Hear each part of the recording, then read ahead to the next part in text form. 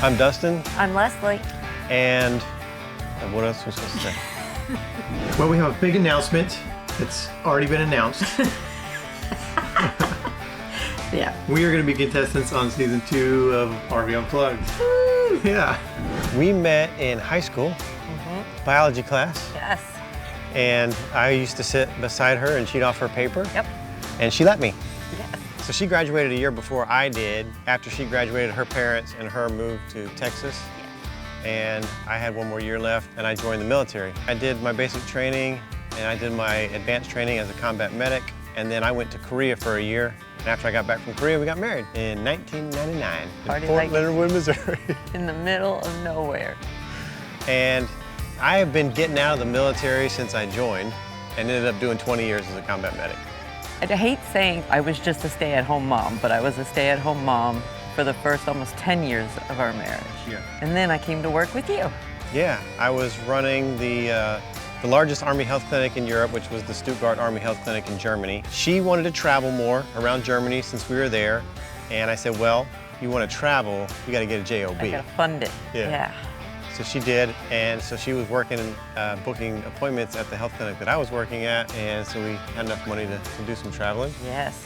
We had one daughter, which is the anomaly. It's rare in the military to have one child. Normally you can tell how many deployments people go on, because that's how many children they have. You go to deployment, you come back, you have a baby.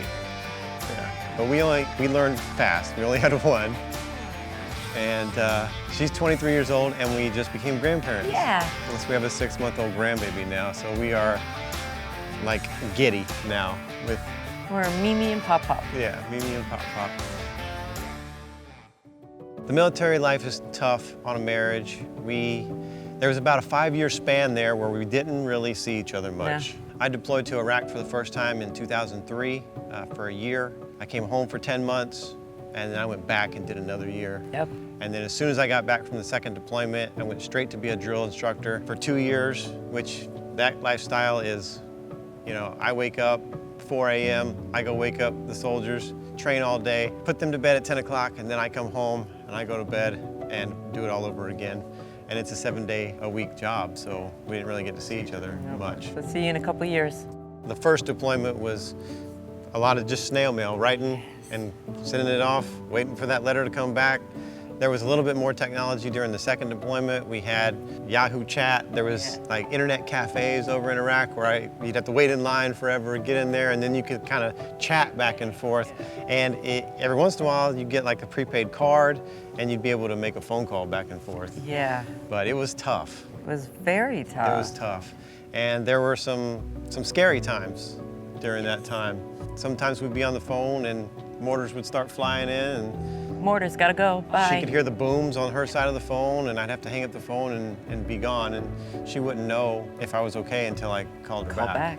And if anyone is ever killed in action over there, they totally cut off communication on our end because they don't want that news getting back to the family without the proper notification. So they cut off that communication and we don't get to talk. So she don't know if it was me that was killed in action until I'm the one that calls and says, hey, I'm alive. Yeah. It wasn't me. One of the times it was almost me. It's close. The second deployment, I worked on a personnel security detachment. I was the lead gun truck in a convoy, and we were traveling on what's called Route Tampa, for those who are familiar with that. And a suicide bomber was coming the other direction, crossed the center line, struck my vehicle, and detonated. When he exploded, it flipped my vehicle several times. I was unconscious.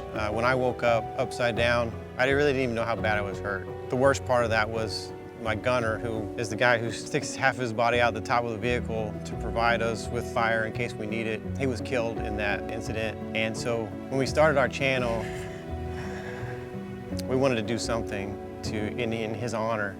And he was the motivating factor behind why we honor a fallen hero at the end of every one of our videos. We want to keep the memory of those service members alive. And it's difficult because he didn't just die. He died saving my life. And I feel like every day past that day is just bonus time for me. It's bonus time for us. I mean, it's hard to say his name. His name was Specialist Jared Hartley, and had he not given his life for me, I wouldn't have been able to see my daughter grow up. I wouldn't have been able to see my granddaughter be born. We wouldn't be able to do this. I mean, just to be around people that are like-minded is so therapeutic. It's better than any medication that the VA can prescribe. And I'm a testimony because we've been doing this for almost 5 years now. And trust me, if it wasn't comfortable, we wouldn't be doing it. And we're just blessed to be able to bring a little bit of awareness to our viewers, to our followers. So what we decided to do was we decided to take a portion of everything that we earn across all of our social media platforms and donate it to veteran charity organizations as we travel. And not just donate. When we go and donate, we spend the day. Yes, the whole day with them. And we learn their stories, and we get to talk to the veterans that are impacted by the donations. And we get to fellowship with them, have a meal with them. And we focus on small charities that are not funded, volunteer driven, where our little bit of money that we donate makes an impact. Yeah. And although we can't gauge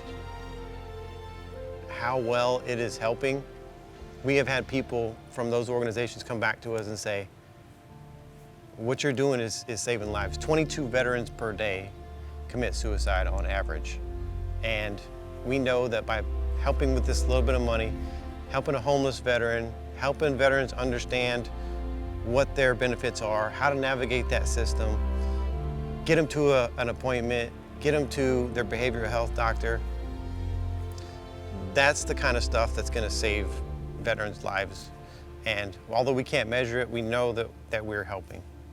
And because of your brain injury, you are more susceptible to Alzheimer's and dementia, and that is what sparked the need to do the RVing now than later, because you might not remember it later. Yeah, and that's what drove us to do the YouTube channel also. Yes.